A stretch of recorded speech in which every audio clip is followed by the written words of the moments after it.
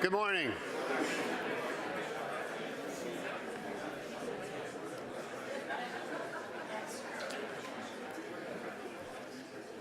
Good morning and welcome. My name is Tom Ross, and I serve as president of the Volcker Alliance. And on behalf of Chairman Paul Volcker and the team at the Volcker Alliance, I wish to thank each of you for joining us for this symposium, Volcker at 90, Rethinking Effective Government. We are here today for two complementary purposes. The first is to honor the life and legacy of one of America's preeminent public servants, Paul Volcker.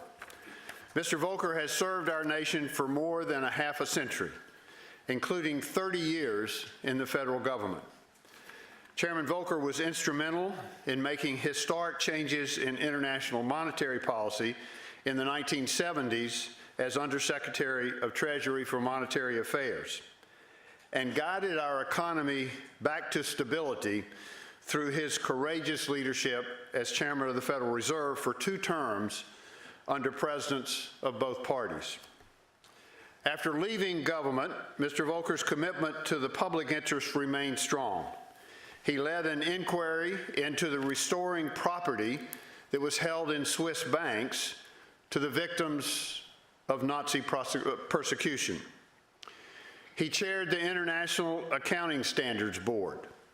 He helped uncover and correct corruption in the UN Oil for Food program. He reviewed the operations of the World Bank's Institutional Integrity Department. And if all of that wasn't enough, he returned to government service as head of President Obama's Economic Recovery Advisory Board. The reach of his service is immense. Today, we sit in the Carlucci Auditorium, named for former Defense Secretary Frank Carlucci. And as we sit here, we are reminded that Secretary Carlucci served with Chairman Volcker on the second of 2 national commissions on the public service, which Mr. Volcker chaired. In his entire career, Chairman Volcker has been a beacon of public service values, exhibiting integrity, thoughtfulness, accountability, courage, and commitment to the principles of our democratic government. Chairman Volcker's most recent undertaking builds on this legacy. In 2013, the chairman launched the Volcker Alliance, a New York-based nonpartisan nonprofit organization that advocates for effective management of government to achieve results that matter to citizens. At the Alliance, we work toward that goal by partnering with other organizations in many sectors to strengthen professional education for public service, conduct research on government performance, and improve efficiency and accountability of governmental organizations at the federal, state, and local levels. And perhaps most importantly, we work to catalyze meaningful change. Our recent work in partnership with allied organizations includes initiatives to identify critical competencies for future public servants, to close gaps in financial regulation and mitigate systemic risk in the financial markets, to analyze state budgetary practices to enhance their truthfulness and integrity, and to press for an overall overhaul of the federal civil service system. The connective tissue of this work is to turn attention towards the critical execution and implementation of public policies at a time when the political process often seems dysfunctional and takes up most of the oxygen in the room and space in the media. Representatives from many of our partners are here in the audience today, and going forward, we are enthusiastic about the possibility of forming partnerships with government, universities, and public interest organizations to advance Mr. Volcker's vision and our mission. And I hope each of you will let me or members of the Volcker Alliance team know of your ideas and thoughts about how we might work together to improve the effectiveness of our government. The second reason we are gathered here today is to discuss together the society-wide disruptions changing the context in which our governing institutions operate and to identify the adaptations that will be required to meet the challenges of the decades ahead. We have brought together academic leaders and experienced practitioners to lead our discussions. You will hear from an amazing group of thinkers who will offer fresh ideas grounded in the examples of Mr. Volcker and so many other Americans who have placed public service over private gain. Throughout the day, we will be showing clips from a forthcoming documentary directed by Andy Streitfeld called Volcker, Saving America from the Brink.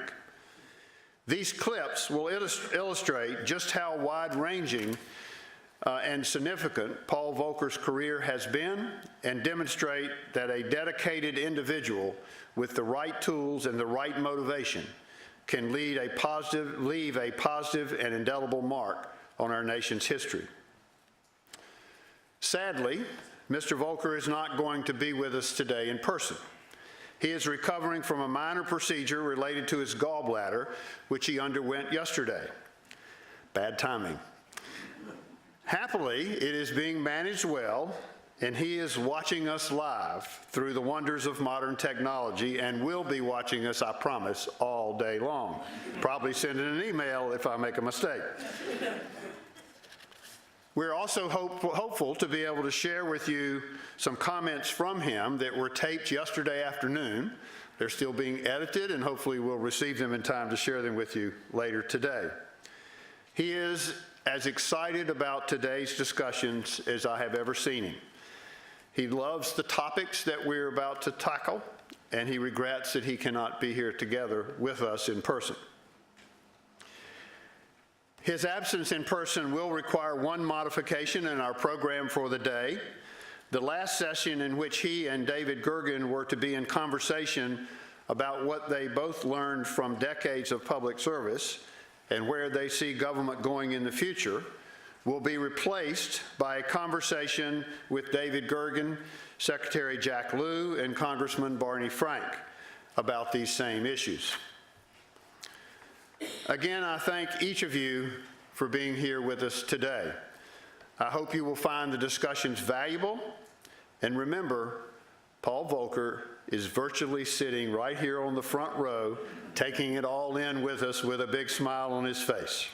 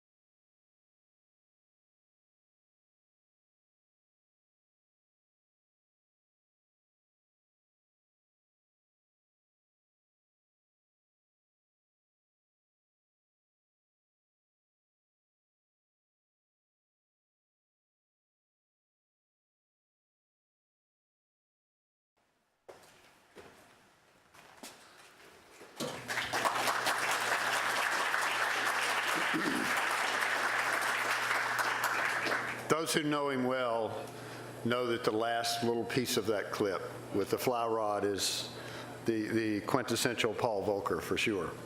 It's a great summary of the governance challenges during the era in which Mr. Volcker served in government. Today, it seems that we've entered a new governance era.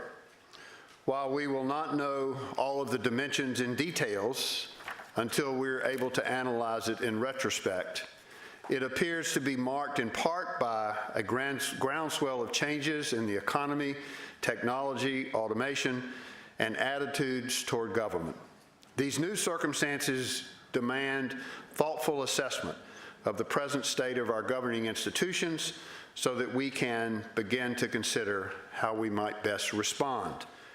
To help guide us through this thicket, we have a fabulous panel of leaders from academia and government. Our moderator, Paul Volcker, most recently served as chairman of the Administrative Conference of the United States Courts, and he has a distinguished career in law and academia as well. He has thought and written extensively about administrative law, regulation, and government performance. His most recent book is entitled Valuing Bureaucracy: The Case for Professional Government. Beth Cobert is Chief Executive Officer of Skillful, an initiative of the Markle Foundation. She previously served as Acting Director of the U.S. Office of Personnel Management and was a senior partner at McKinsey. Don Kettle is a professor at the School of Public Policy at the University of Maryland and is a non-resident senior fellow at the Volcker Alliance. He is one of the best known and most prolific writers on public policy and administration I know. Ramaya Krishnan is the Dean of the Heinz College at Carnegie Mellon University, where his research focuses on consumer and social behavior in digitally instrument environments. Carnegie Mellon has also developed a driverless car that Krishnan has promised to let me drive. So we welcome our panel, and Paul, if you will all come up, and we will turn it over to the panel for what I know will be an interesting and fascinating discussion.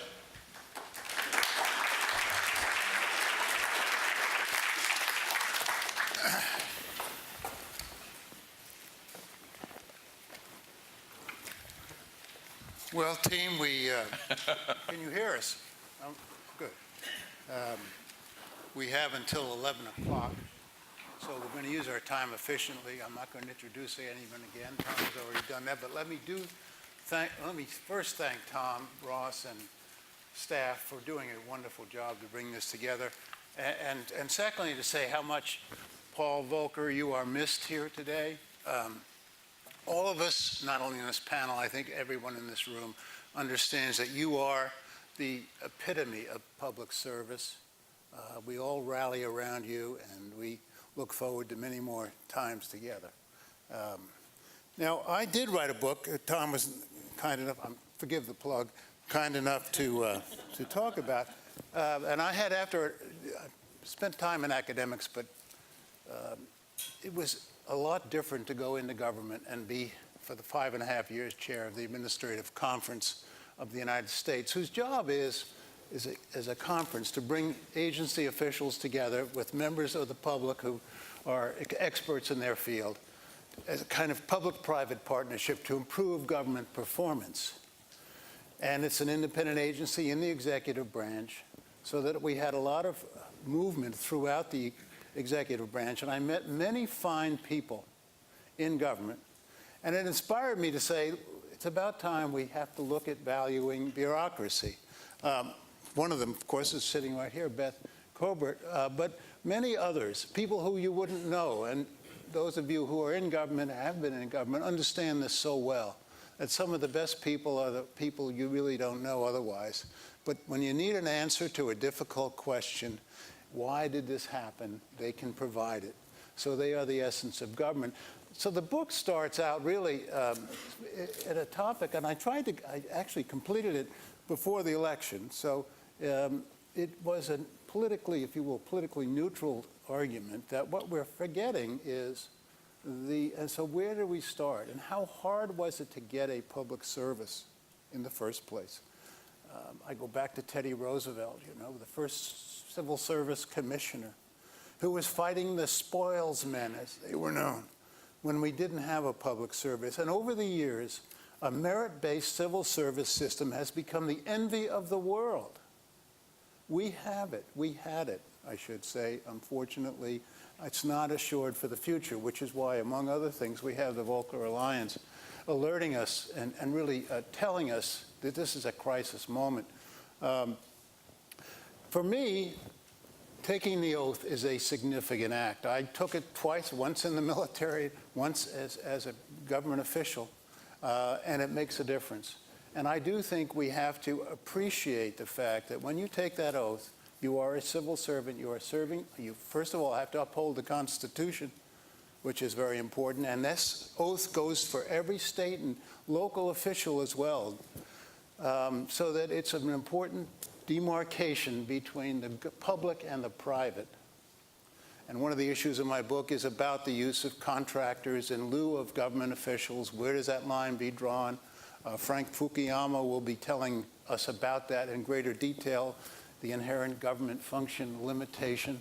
I won't get into that, but it's very important to preserve and protect the values of merit-based public service that we have achieved at some great cost over the years. So that was my mission. I looked at it in state and federal dimensions. I found where the problems went wrong, and certainly in a series of state examples, they usually had to do with not having the right people in place. And there have been movements afoot now, the at-will public employment movement, which is at the state level and maybe moving to the federal level, which seem not fully to appreciate how far it is we have come and how important it is to retain public policy decisions by people who are confirmed, or if that's the role, but certainly employed, and take the oath. So that's the message. It gets into more detail. I'd rather now shift to our team. We have two basic questions. One is, what's the state of government today? And the second is, how social, technological, and economic changes will disrupt the government in the future. Now, the first question, I think the key person here is probably Don Kettle, who's done a lot of work in this area. And then, so Don, if you will start off, we'll try and do about 5 minutes each. Sure. And then we'll have some questions among us, and then we'll throw it out to the audience.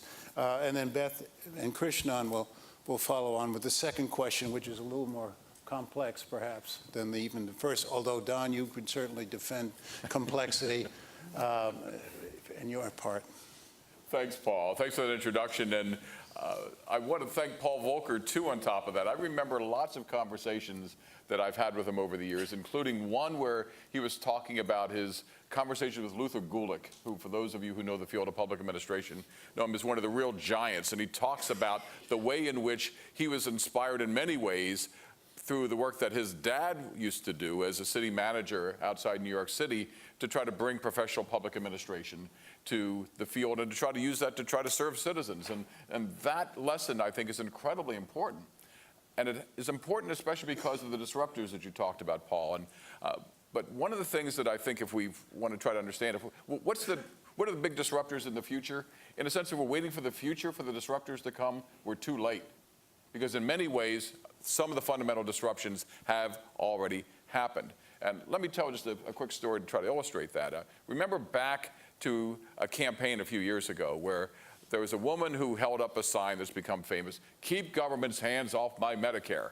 And everybody looked at it and said, "Isn't that crazy?" Didn't she get the way that it happens? And I thought about that, and the more I've thought about that, the more I think she might be right, or at least that she's on to something that a lot of us haven't really caught up with yet. And I apologize for those of you who have heard me beat on this drum before, but one of my single favorite factoids about the entire federal government is the fact that if you look at Medicare, government's programs for the elderly, for health care, Medicaid, government's health care programs for the poor, and the Children's Health Insurance Program, which we're waiting to reauthorize, together account for 25% of the entire federal budget. $1 out of every $4 goes for that program. question, what percentage of the federal workforce is spent managing 25% of the federal budget? And I ask my students all the time about this, and nobody comes remotely close, because the answer is 25% of the budget is managed by 0.2% of the federal workforce. 25% of the budget managed by 0.2% of the federal workforce. If you want to understand what disruption means in the federal government, if you want to understand what the question of sovereignty is in the federal government, if you want to understand the future of federal government activities, you have to understand the meaning that that one factoid has and the challenge that that sign that the woman held up poses for us. Because the problem is something like this. First, how do 5,000 people manage 25% of the entire federal budget? And the answer is with great difficulty, because most of us, and this is why the woman's sign is correct, most of us who encounter Medicare and Medicaid never encounter government employees. If you're sick, you go to a hospital, and the hospital provides great care, and there are people in the back whose job it is to sort out the bills and send it to where it is that they need to go.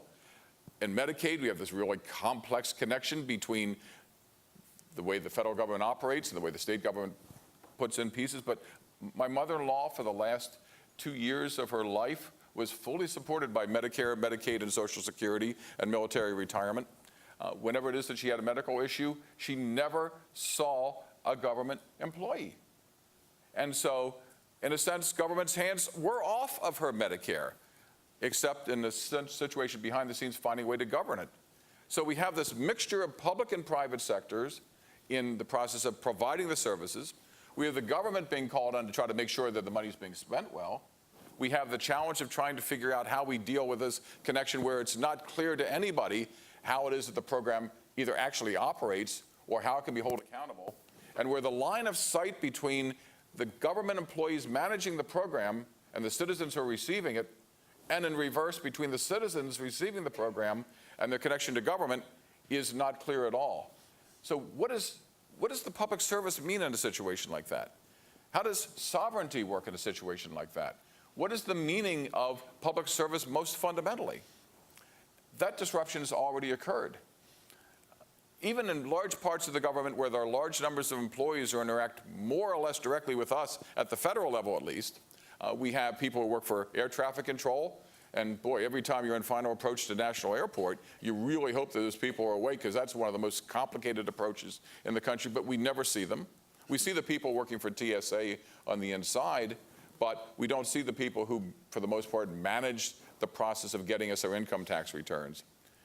We have, in short, this complex system of government, especially at the federal level, where our interaction with government is large, it's growing, but where the line of sight between us as citizens and the government that provides these services is increasingly indirect.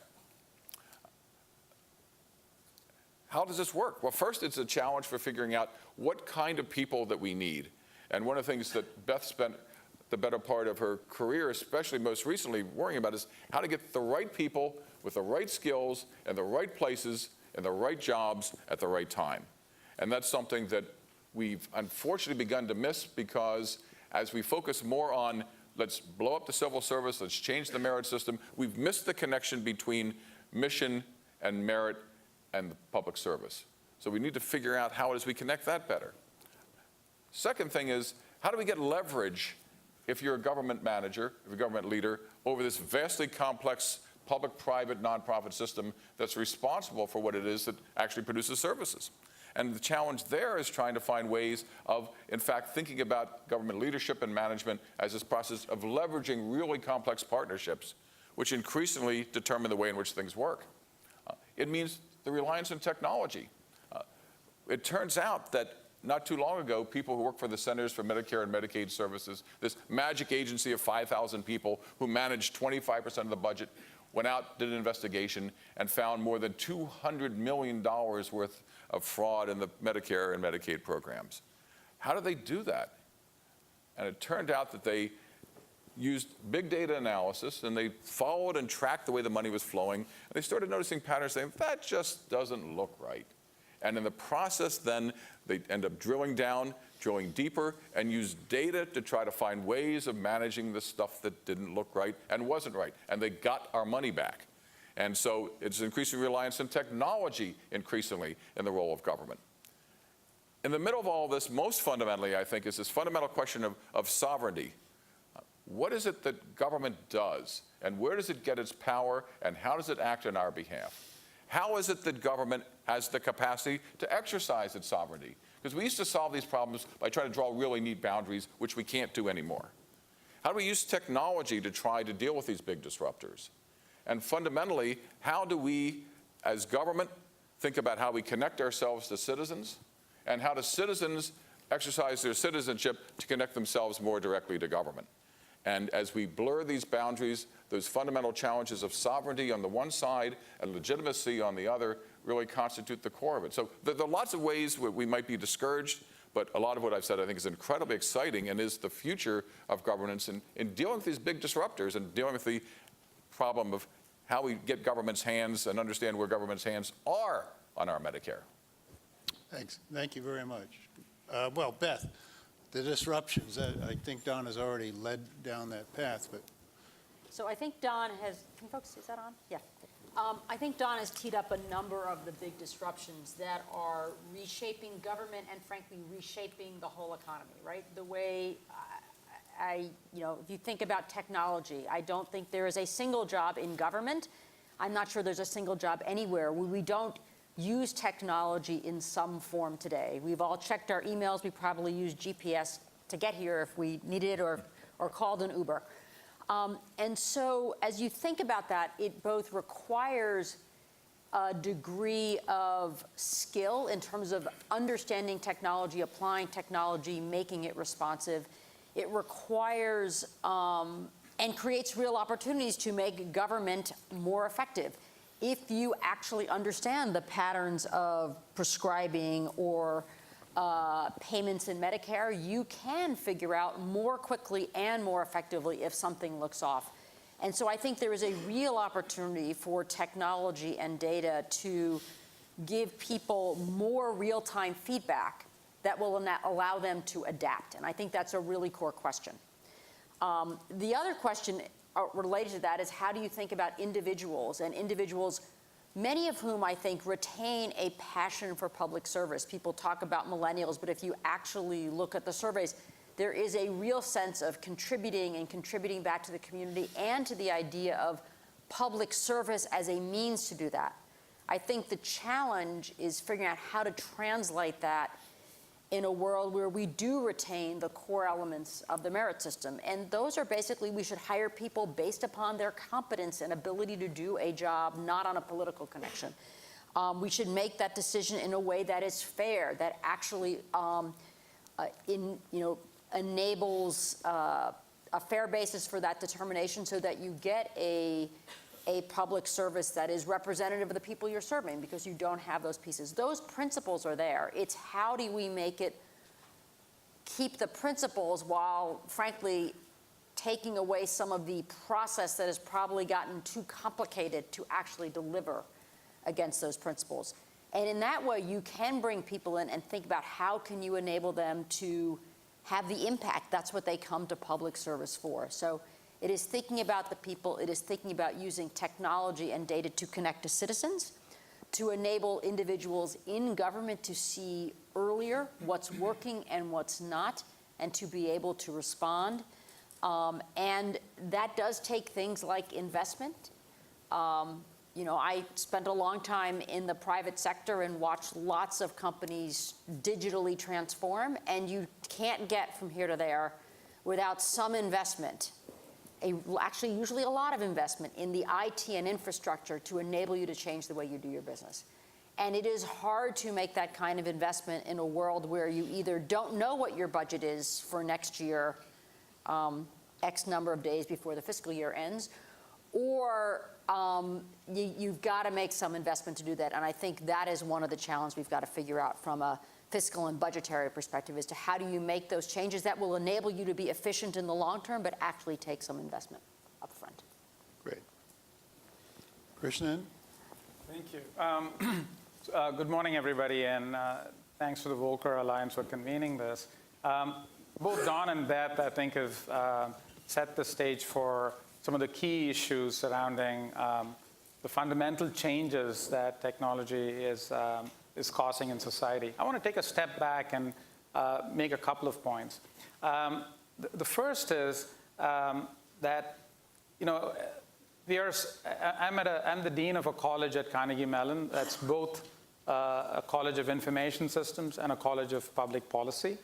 And we see devising solutions requiring a holistic understanding of policy and technology and how the two interact and interplay with one another. Let me make this concrete to Don's point about the 0.2% of the workforce managing 25% of the federal budget. If anything, that number might even get smaller if technology advances.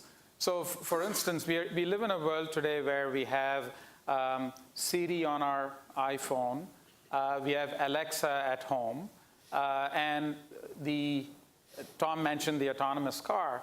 I don't know if I can confirm the ride, but I can certainly, but I can certainly point to the fact that you're now seeing going beyond data and analytics to the increasing role of autonomy, which is the idea that you not only have the autonomous car, but you have, going back to Deep Blue and DeepMind from IBM, where you had a tool that allowed IBM to create a technology that beat the best chess player, Garry Kasparov. And then you have IBM Watson and Jeopardy. And most recently, you have AlphaGo beating the best human Go player. The question is, if you look at that arc and ask ourselves, what does that mean for the capacity to have technologies that can automate some of the work that people are doing today? Because I think this has profound implications for both business and society. So today already, to Don's point, we have loan granting in many banks being done autonomously. Criminal sentencing of low-risk cases is done autonomously. We have matching of job applicants to who's going to get screened to get an interview being done autonomously. So there's already, so it's not like there is some disruption that's going to be a phase change. It's sort of arriving as we speak in terms of how they're being deployed.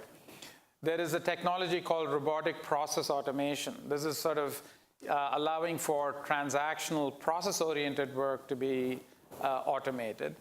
So this has fundamental implications for government as well as business to ask itself about what is the nature of the skill sets our employees need? What is the nature of work itself that they will be doing because of the fundamental changes in technology? And how might we think strategically about transforming both our human capital as well as the skill sets that they have to be able to provide services to citizens who have become accustomed to interacting with Amazon and have expectations that have been set by the experiences that they've had in the private sector.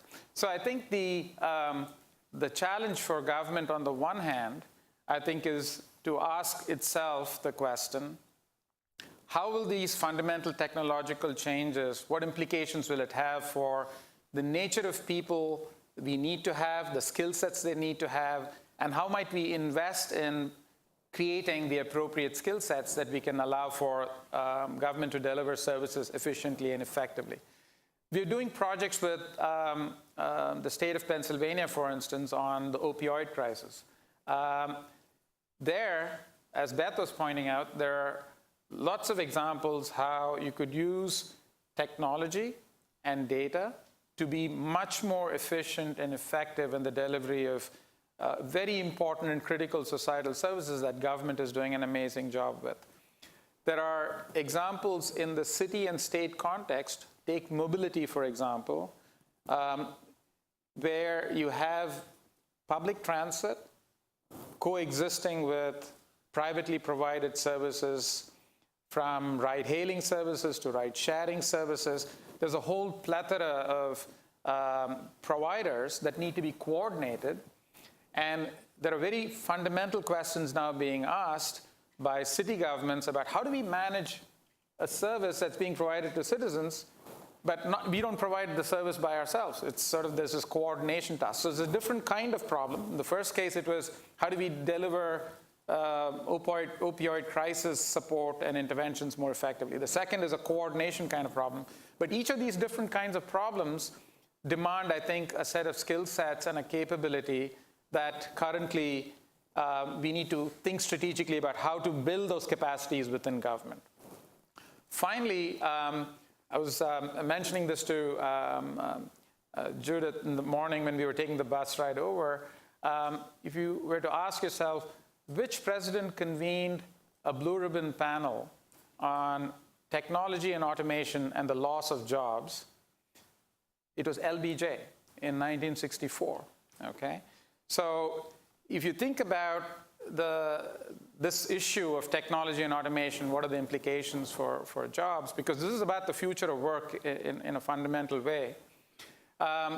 What transpired was not the huge job losses that people were concerned about 50 years ago, but what happened was an explosion of inequality.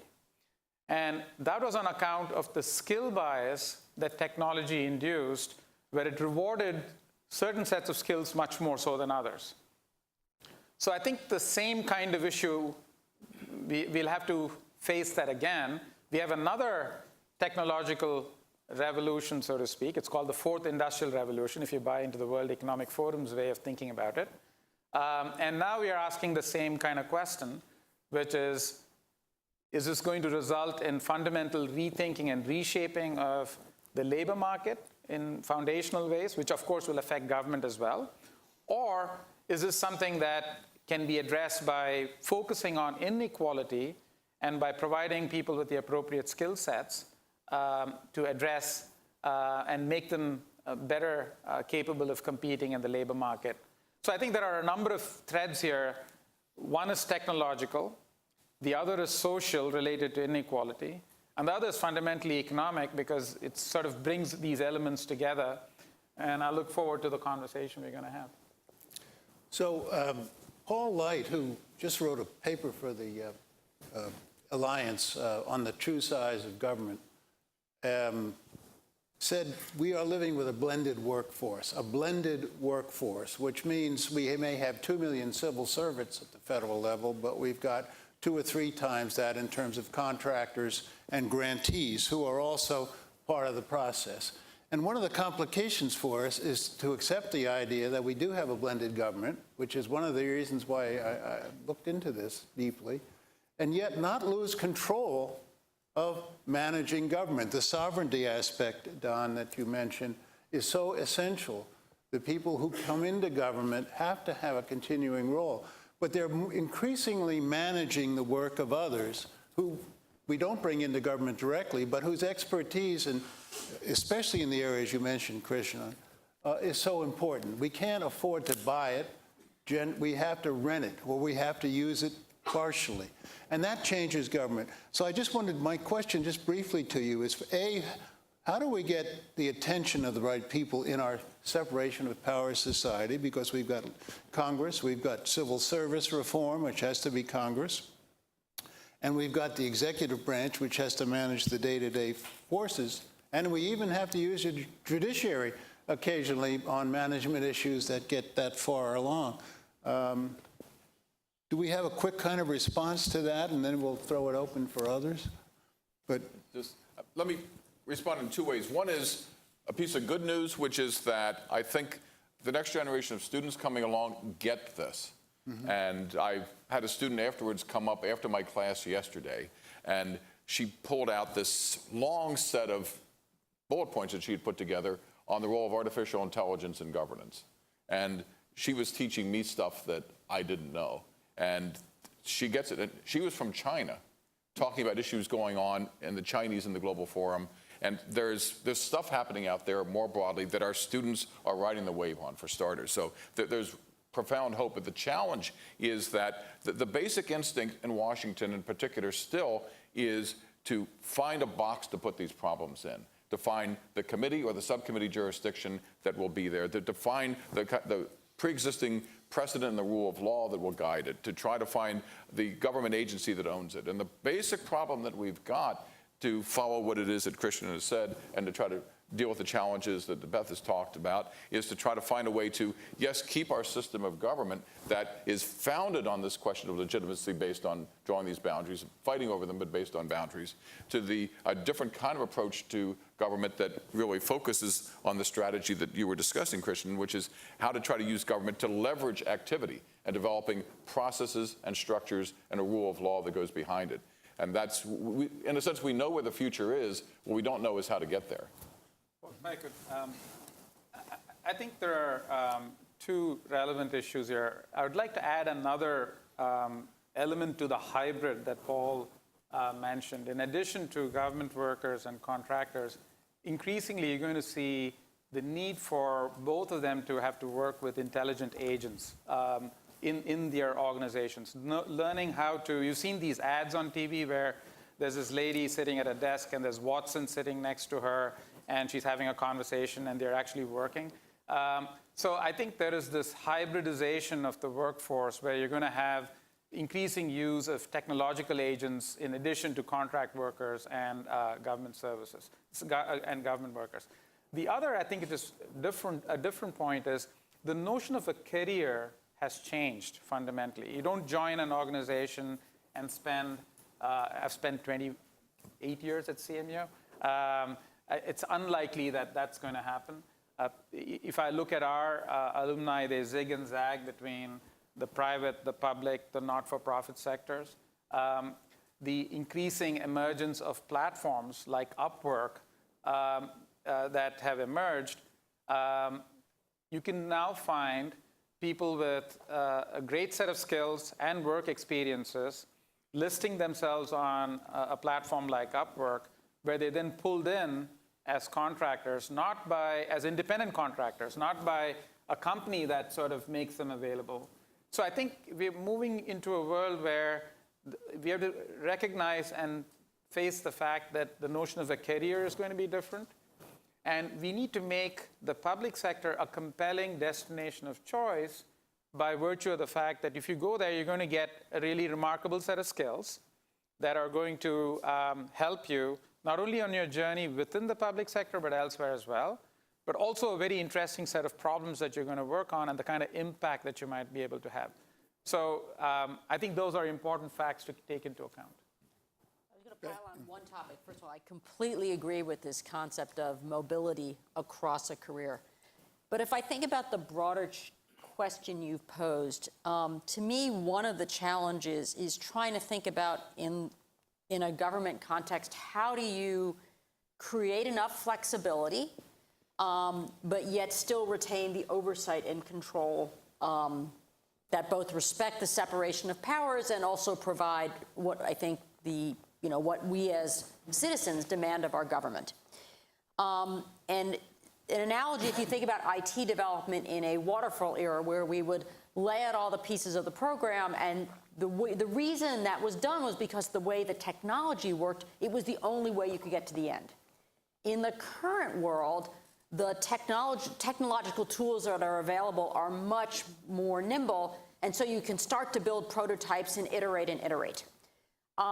I think one of the questions we have as we think about a world that is as dynamic as what we're describing and where it's changing so much is how do we find a way to create some experiments that we can learn from and not have to write all the rules in advance, right? We all understand how administrative processes work. We write a set of rules, we put them in the Federal Register, we get comments back, and then we go, and changing it is really hard. You don't want to lose accountability and clarity, but I think figuring out in a dynamic world how you can have more flexibility to experiment and learn and let that define things. We will end up otherwise in a straitjacket of, we thought this was how it was going to work with intelligent agents. We prescribed that today in 2017, and it will be 2027. Those rules won't have changed. And so how do we think about a world that is dynamic but yet still retains an adequate level of oversight and accountability and gets that balance right? I think that is one of the trickiest questions around there. But And I think piloting is a piece of the answer, but you can be really sloppy, call everything a pilot, never learn from it either.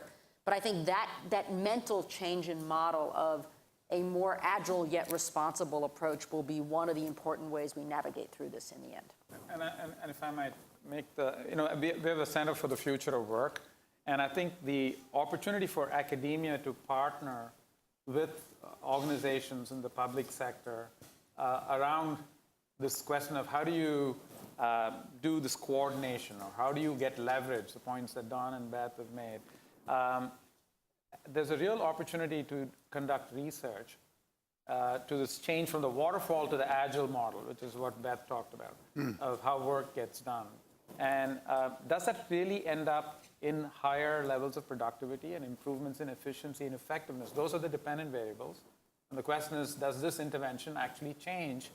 And I think there's an opportunity for the academic community and the public and the private sector to come together to answer that question. Well, thank you. I think we have time for some questions. We have about 10 minutes, and I see a hand right up. Hi, Paul mentioned the notion that there's lots of people in government, but there's also lots of contractors to government these days. I've been struck by some research at my school. I'm the dean of the Volcker School of Public Policy by Amy Lerman, where she finds out that people who are Republicans are 10% less likely to sign up for the Affordable Care Act, even though they have equal need to other folks. So they're willing to go against their private self-interest and rely upon their ideology to make a decision not to sign up for a program that would be useful to them.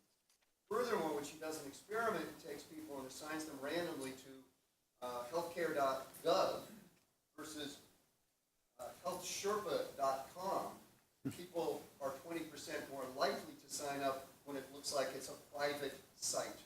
What does this tell us about where we're going with government? Do we need these contractors? Is that just going to convince people that only the private sector can solve problems and that government is a disaster? And indeed, she has a third paper which shows that when people turn 65 and get Medicare, they're more likely to be in favor of the Affordable Care Act because they like the service they get from Medicare. Where does that put us? This sounds like a Don Kettle question. You mean it's impossible? Yeah. There are a couple points here. The first is that the level of distrust of government in general is so high that anything other than government looks like a better alternative. The second point, though, is that and I've done a little bit of looking around this. Is it possible to rebuild trust, to earn trust back? And the answer turns out to be yes, but not at the kind of global level because the ideology screens get in the way. But if it turns out that, I get my service from Medicare and, it is a federal government program and I like it, I trust it. At the retail level, the connections work. If I need help because I see a bad guy at the corner and I call 911 and the police come and take care of that, I like that and I trust that interaction. So the lesson that comes from the private sector as well as from the public sector is that it's on the retail level of interactions that, in fact, we have the opportunity to rebuild trust. The idea that we can solve or should try to solve this problem by reclaiming this and having government do it again is, I think, an issue that is long past. We had the chance and the choice to be able to do that, and we decided not to a long time ago. And so we shouldn't do both what we tried and experimented and decided against, or that we're never going to be able to go back to. What it really suggests, I think, is that government needs to focus much more directly on trying to improve that retail level interaction between citizens and their problems and the solutions that they have.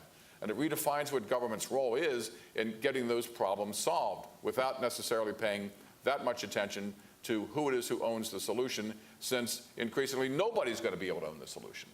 And so the challenge going forward, I think, is rethinking the role that government plays, which means thinking what kind of employees we need, what kind of training we give them, the role of technology, and fundamentally what it is that both citizenship and governance means. This I think, is wildly exciting. There's tremendous opportunities, and I think fundamentally positive, if we can find a way to help our institutions negotiate that transition, which for our institutions is going to be very hard for all the reasons that Paul suggested. So, Can I just make a quick follow-up Sure. point? So one important, there's another Don, you did a fabulous answer, but there's another Don Ariely, who talks about people being predictably irrational. There's a sort of a behavioral econ answer to this question of healthsherpa.com versus healthcare.gov.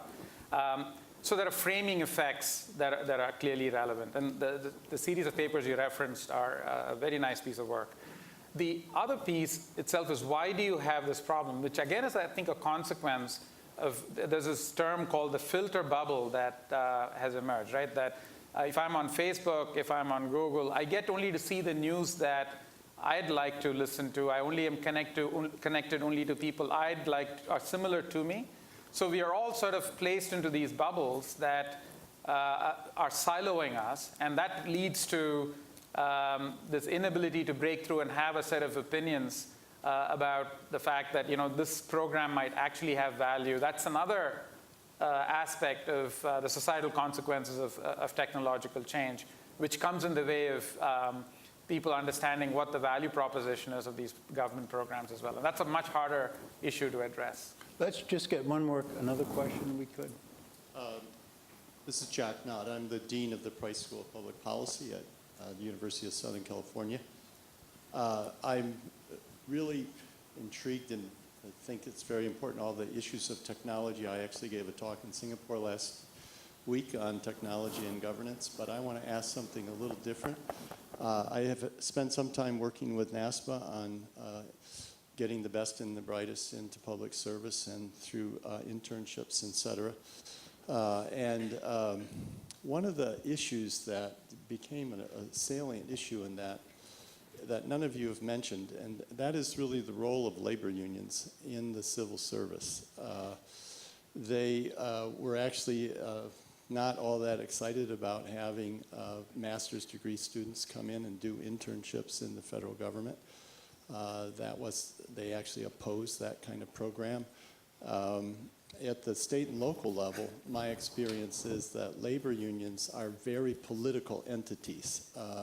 In California, for example, they organize political campaigns. They support particular candidates. They actually succeed in electing some candidates into office. So if we're interested in what was your initial statement about civil service, nonpartisan, a professional, et cetera, what role do labor unions play in that whole concept of what the civil service should be? This is one of the core frontline political battles on the effort to try to reshape the public service. And the fight in Wisconsin is instructive here. There are those who seek to undermine public employee unions because they see public employee unions being allied with Democrats. And Republicans seek to try to undermine unions as a way to try to undermine the Democratic Party. And in Wisconsin, they've been successful. It's been a major effort to try to unwind the Democratic influence in the state, and it's helped to shift the state from reliably blue to sometimes purple and occasionally red, as Hillary Clinton found last year. So the underlying problem with this is understand that there's a fundamental political strategy at the core of all this. But more fundamentally is the question of trying to fight the last war. The problem for public employee unions so fundamentally is that it is critically important to represent the interest of workers and to try to advance the ability of people to organize and be able to protect their jobs and to protect their working conditions.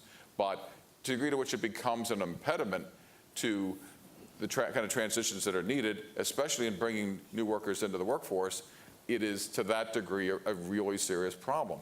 And there are some public employee unions in Washington that have been much more aggressive at trying to think about how to adapt, and the Senior Executive Association has been one of them, understanding that there is a new future out there that we need to try to find ways of adapting to. On the other hand, to the degree to which unions say, look, we're going to fight to the last person, we're going to protect our jobs, we're going to try to get engaged in these battles, to that degree, it's two things. One is it's feeding the sense of partisanship and ideology, and it's fighting the last battle. It's not engaging in what it is that the workforce of the future is going to look like. And there are a whole series of impediments that exist, especially in Washington, to try to do what it is that we've said. One is to try to get the unions thinking about not fighting the last war, but fighting the next one, to engage in the future and not in the past. It has to do with getting our institutions out of a let's draw the lines and put problems in boxes strategy to try to deal with these things. We can't stop the future from happening. And the future that Christian has identified is inevitable, and we know it's inevitable because it's already happening. And the challenge for government and for strategies of governance is finding a way to try to catch up, not to be an impediment, to at least be a partner, and in time, hopefully, to lead. And that's the challenge facing the public employee unions. It's the challenge facing the Office of Personnel Management as it tries to think about the workforce of the future. It's a challenge ultimately of trying to figure out how the system can be created so that I'm going back on Monday to teach a group of 125 undergraduates who are majors in public policy, who are excited and want to engage this and try to create for them a sense of a future where the public service is something they can imagine doing. And that's the problem that we ultimately have to solve. And I will tell you, on the one hand, the good news is they are incredibly exciting.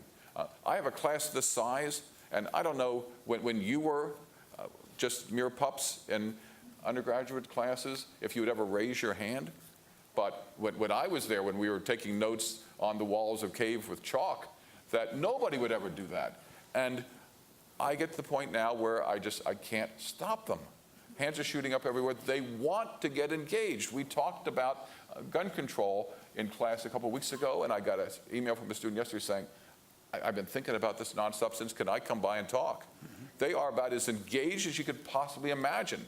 And the biggest tragedy of all, and something that I think cuts right to the core of the Volcker Alliance mission, is trying to figure out how to engage them and how to try to focus their work in the public service and how to try to make sure that we can knock down the barriers that would otherwise prevent them from doing it. So let me just, we're about time to wrap up, but just to conclude, first of all, the question of public sector unions is very important. We have, I think Bill Valdez is here, who's running the SES, the manager's part, and he's got interesting ideas. My thought is this: increasingly government is becoming just a manager, really a contracting officer. And so we've got move more and more jobs into the management level. There are 8,000 SES, over 1,000 are lawyers. Forgive that, but there are 8,000 SES, but there are 30 to 60,000 government officials doing equivalent SES positions in other capacities.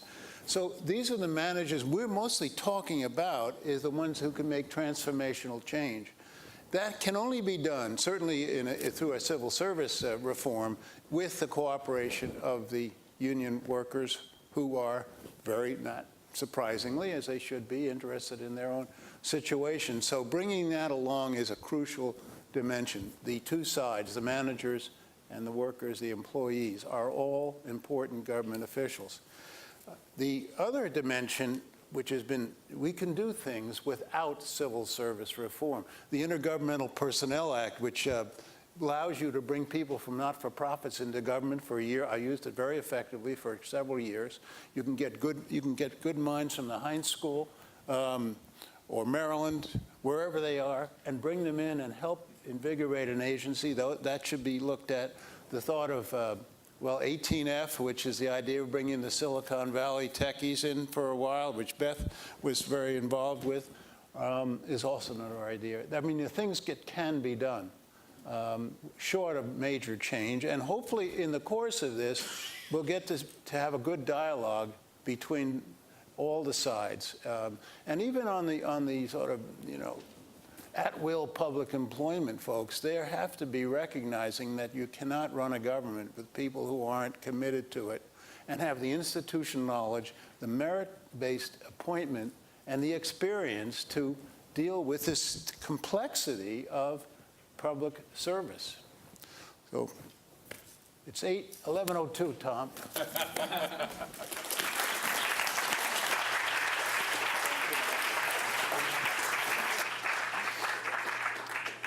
So I want us to take a moment to thank this panel, but before I do, I think I indicate to